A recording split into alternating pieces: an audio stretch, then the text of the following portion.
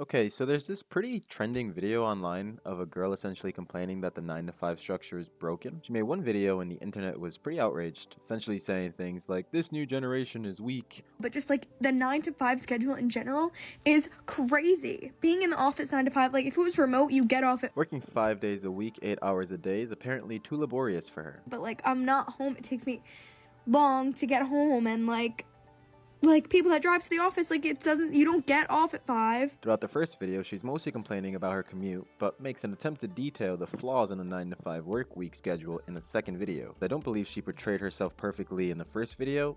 I'm sure she really wasn't expecting to go viral and have every word she said be scrutinized, so I'll try and mostly touch on the competency displayed in the second video, as opposed to the more ranty nature of the first video.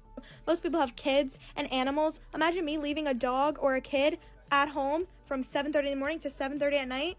That's animal and child abuse, but I have to work, so there's nothing I can do about it. The first claim of leaving your child or pet at home while you go to work being animal or child abuse is outrageous, because you clearly aren't abusing your child or animal because you have a long work day. In my opinion, that doesn't really make sense. I don't typically enjoy making excuses for others, especially good old Uncle Sam, but the 9 to 5 structure created isn't essentially turning every full-time employee into abusers. I struggle to find any reasoning in this statement, and so I want to move on to another point. And then when we do get thrown into a 9 to 5, we don't know how to handle it because one, college doesn't set us up for that type of schedule. It's not a normal schedule that a human should be on anyway, so your body isn't used to that.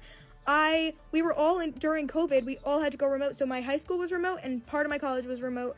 Obviously, I'm not used to working a 9 to 5 schedule because I'm not used to being anywhere from 9 to 5 during the day. The next point she made, I just personally disagree with. She claims that college never set her up to work long hours, which I feel is just untrue in most cases. I've both commuted to school and have attended online classes. Those schedules can be really unpredictable. I've had classes start from 7:15 a.m. to 5:25 p.m., and I've had classes end as late as 6:50 p.m. Finding my classes was another thing. I had new classes each semester when I was a freshman, and I've had to travel through about 8 back rooms to be 5 minutes late to a fucking 3:16 class. Seriously, professors, why are we starting classes at the strangest times? Fucking 3:16, what is that? In all seriousness, that's what taught me and prepared me for a full-time job. It made me more attentive and more confident in my traveling. I planned my time more efficiently so I wouldn't be late. I learned what the heck buffer time was and how important it is, especially in New York City. You are prepared for long commutes, for long work hours especially. Did you study at all throughout college? You are being molded into becoming a productive part of society. Truthfully, preparation started in grade school. You are literally there 8 hours as a kid with no issues. In fairness, she does explain that some of her high school and college was done during COVID time, and I completely understand why going from never leaving your house to suddenly jumping into long hours can be a little stressful. But COVID clearly didn't last her entire high school life. Also, I just realized her claim about leaving a child at home being abuse is even stranger because shouldn't the child be in school anyways? I think it's abuse if you aren't sending your child to school. Jokes aside, we are and were prepared for this, and I think to say otherwise is untrue. Even imagine the working parents out there, and like I give so much grace to them because it's incredibly hard in America to be emotionally and mentally stable when your days are structured like that. She begins explaining that her heart goes out to the parents who are dealing with this too. She highlights that the 9 to 5 structure isn't just hurting us, but has been hurting the generations past as well, which is more than fair to say. There were people on the first and second video explaining how arduous their own work experiences were.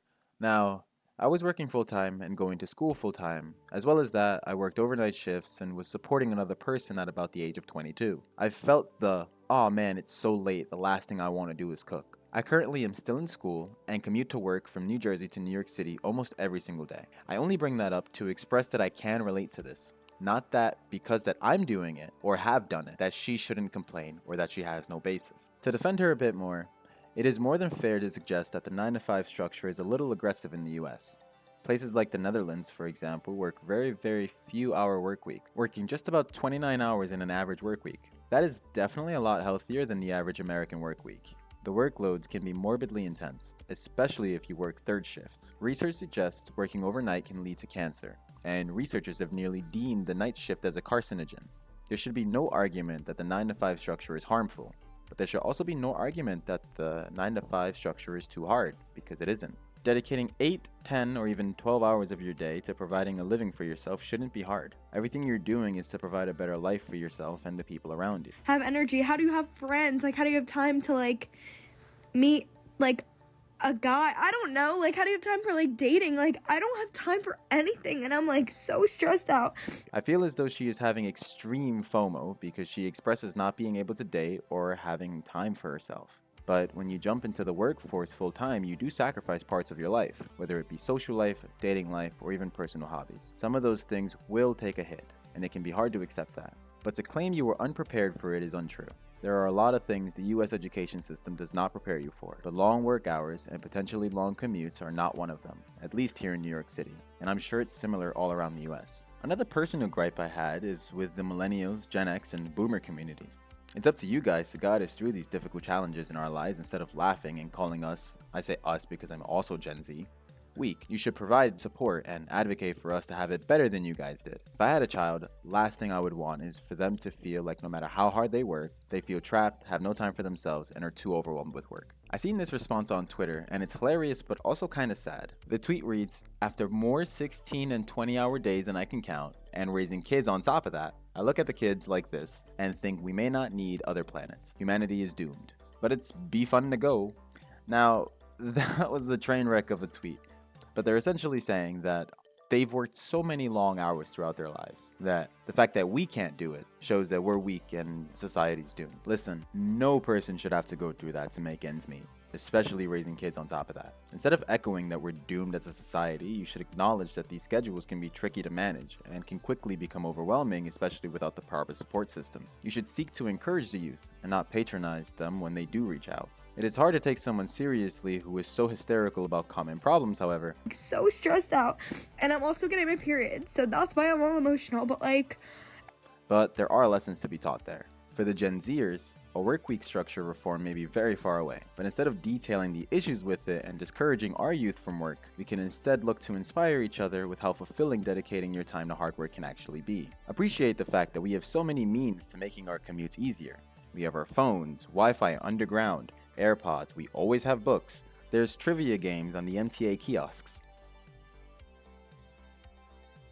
Things exist that can make traveling to work every day easier and more convenient, because everyone understands that at the end of the day, it's what we have to do to get by. I am nowhere near where I want to be in my life, and I personally need constant motivation and support to help me through my days. Also, be mindful what you're posting on the internet. If you portray yourself poorly online and happen to be taken out of context or overly scrutinized, that becomes your responsibility because of the way you utilize your platform. Responding with a hastily worded rebuttal to people you believe have misunderstood your point isn't going to help your case, and it definitely won't help the case of the working class parents who have no time for their children. It makes us seem whiny, and our genuine concerns are widely disregarded. I feel as though there are definitely valid criticisms from both parties, and it will typically always boil down to the same consensus of that's life. There are tips and tricks we can certainly pass down to each other to help us through, but for the most part, work is work. Unity is important in all aspects of a functioning society.